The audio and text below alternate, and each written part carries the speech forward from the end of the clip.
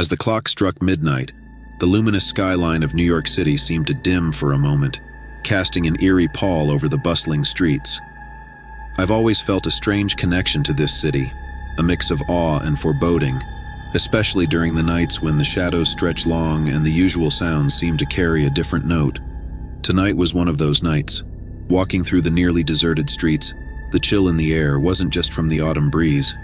It was as if the city itself was holding its breath, waiting for something sinister to unfold. The distant sound of a siren faded into a haunting silence, a silence that seemed unnatural in a city that never sleeps. As I made my way through the narrow alleys of Lower Manhattan, a sense of unease grew with every step. The flickering streetlights created a macabre dance of shadows, and I couldn't shake the feeling of being watched. Turning a corner, I found myself in front of an old, decrepit building. Its windows were like hollow eyes staring into the abyss. Compelled by an inexplicable force, I pushed open the rusted gate and entered. Inside, the air was thick with dust and decay. My footsteps echoed through the empty halls, the sound bouncing off the peeling walls. I could hear faint whispers like voices carried from another time, another world. In the heart of the building, I stumbled upon a grand, dilapidated ballroom. The chandeliers hung low, their crystals dulled by years of neglect. As I stood there, the air grew colder, and the whispers grew louder. They were calling my name, beckoning me to come closer. Suddenly, the room was bathed in a ghostly light, emanating from nowhere and everywhere at once. Shadows began to materialize into forms, swirling around me in a spectral dance. Faces from the past, faces of those long forgotten by the city, reached out to me with hollow eyes and mournful expressions. I tried to run, but my feet wouldn't move. I was rooted to the spot, trapped in this nightmare. The faces drew closer, their whispers turning into anguished cries, sharing tales of sorrow and despair. These were the lost souls of New York, bound to this place, unable to find peace.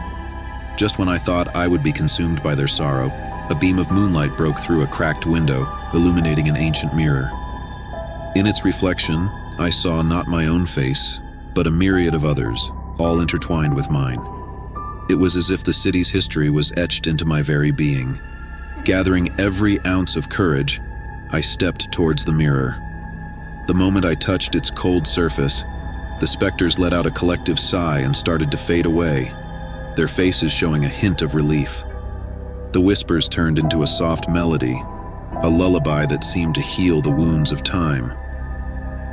As the last of the spirits disappeared, the ballroom returned to darkness, and I found myself able to move again. I hurried out of the building, the night air feeling less ominous, the city's heartbeat more comforting. I knew I wouldn't forget this night, the night I walked with the ghosts of New York. As I looked back at the old building, now just a silent, inert structure, I realized that every corner of this city has a story, some whispered in the wind, some etched in the stones, and some living in the hearts of its people.